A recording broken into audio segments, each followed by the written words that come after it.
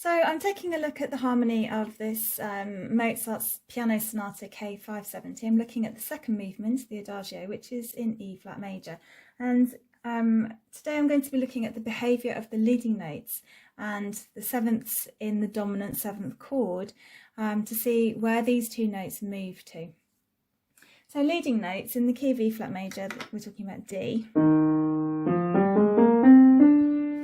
And this is an unstable note, so it sounds like it needs to move somewhere, and what it wants to do is it move upwards by step to the tonic.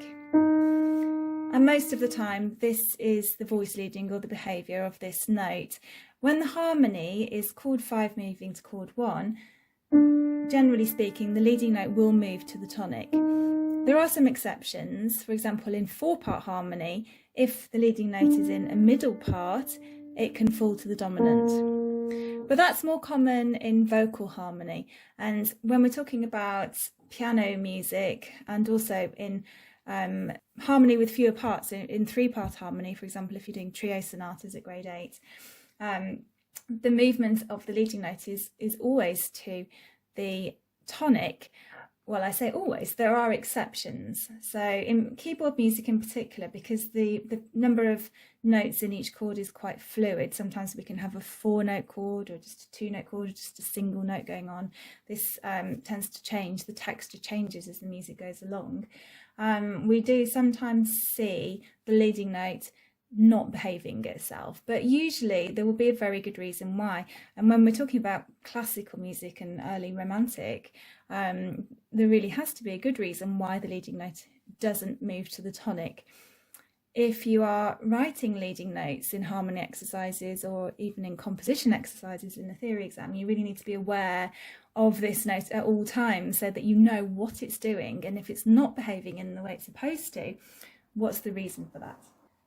So to begin with, in this piece of Mozart, we're in E flat major, as I said. So in the first bar, we do have a leading note D here, which, as you can see, moves up by step to the tonic E flat. So we've got dominant chord, okay, and it moves there straight away. It is possible, of course, to have other things that happen between the leading note and its resolution. The resolution happens at the point where we hear the tonic chord. But we could have some more decorative notes in between these two notes, and that wouldn't affect the underlying harmony there. The next example is in bar 2, and in this case the leading note D is here in the middle part, and what happens next is not what we're expecting. So actually this leading note doesn't resolve. So what could be the reason for this? Where should it go? So because we're on this D here, it should be rising up to an E flat on the lowest line of the treble clef stave. But if you look at the bass line, actually this is a G, which is higher than that E flat. So that would actually affect what was happening in terms of a bass line. We wouldn't be able to have this G as a bass note if we also had that E flat, because it would be a lower note and it would turn that chord into a root position tonic chord instead of a first inversion, which is what Mozart wants it to sound like. So we can't actually resolve this leading note without affecting how the music sounds. And at this particular point in the music as well, we've had a 2-bar phrase. If I just play this phrase,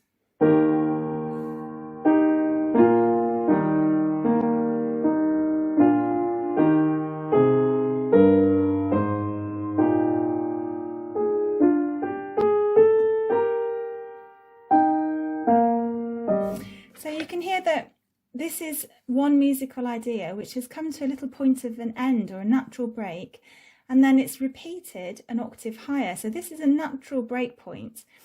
And this is another reason why it doesn't really matter so much that this D is left hanging and it doesn't resolve, because the music it's broken the flow in other ways anyway. So that's just another break. We've got another one here. So we've got the D and it does move to E flat, step higher. And here, the inner part here moves to E flat. And of course you can see that the top part also moves to E flat. And both notes are resolving to the E flat because it gives this chord a nicer sound with an emphasis on the tonic note. If the D moves to B flat, there is a danger that that B flat would stand out a bit too much and make the chord sound a little bit uneven.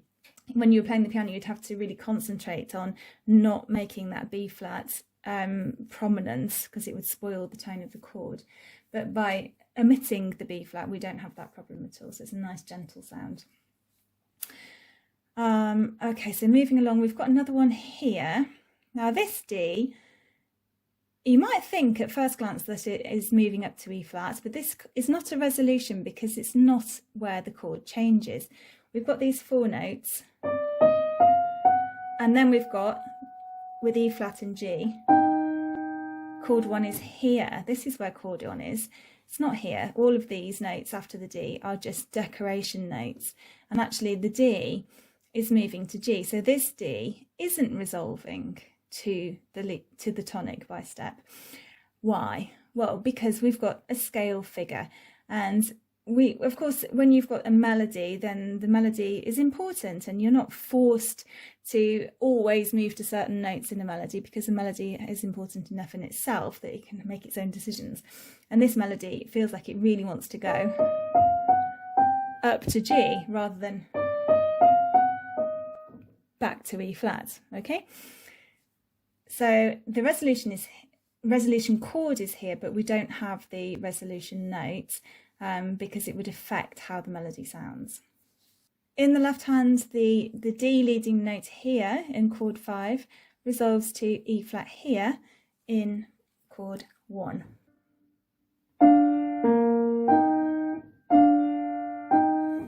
And the B flat is just an auxiliary harmony note. It's not affecting what's happening with the voice leading. The D and the E flat are much more important, and the B flat is just adding a bit of rhythmic interest.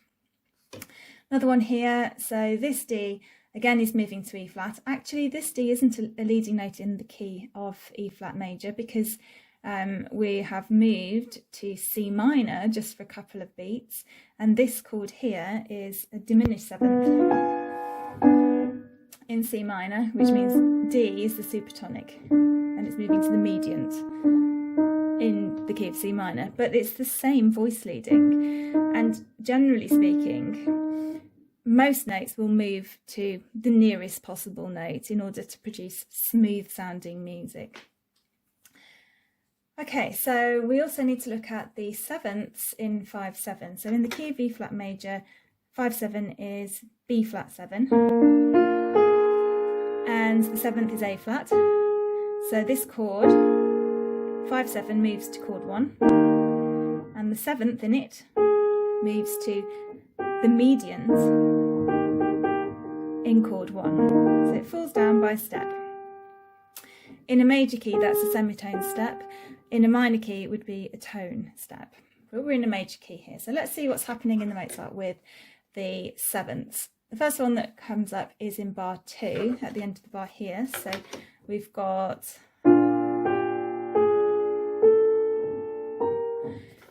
and the A flat here, if you're just looking at the page, it's not obvious that it does resolve, because it appears to be moving up as part of the chromatic scale, which of course has its own resolution needs. But it does resolve because the G in the left hand is the one which is just a semitone step below it. So we've got A flat and then G. So we do hear that note, even though it's not written into the same hand. And it's not even the same part, because here it's in the melody line and in here it's in the bass line, but it's still there, so we do hear it. There's another one here in bar 4.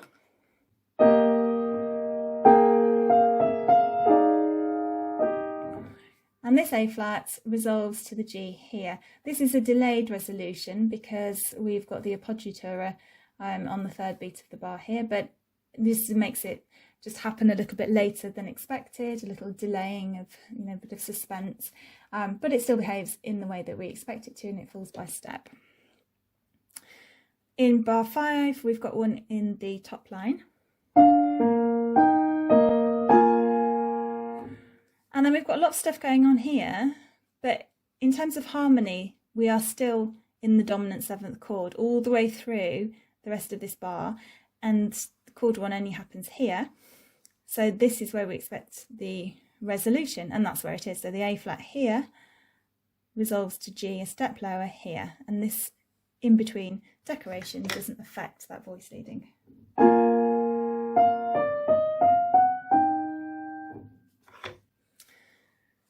And the final one in this little 8-bar section is here in bar 7. And as we mentioned, we're actually in C minor here, but this one is still, funnily enough, the 7th, because we're playing a diminished 7th chord on B. B, D, F, A flat.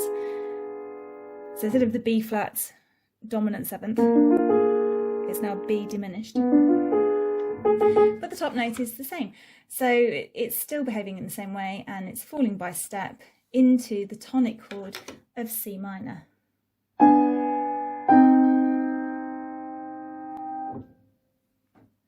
So there you go. So we have particular behaviour for these two very important notes, and whatever kind of exercise you're doing, with you're writing out harmony, whether you're trying to, in grade 7, put in the figures into a figured bass line, you need to work out what's happening with those two notes, because it will affect what you're doing.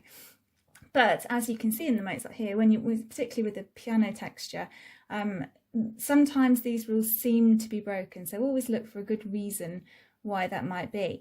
If you're producing harmony or compositions in an exam, you need to be very, very careful about breaking those rules, because if there isn't a very obvious reason why you've done it, then there's always a chance that the examiner might just think that you've made a mistake and that you haven't noticed that it's a leading note or it's a 7th. If you do something where it's got a clear reason, for example, you're writing a sequence or something like that, then it may well work. But it's really important to be very, very aware of these two notes all the time.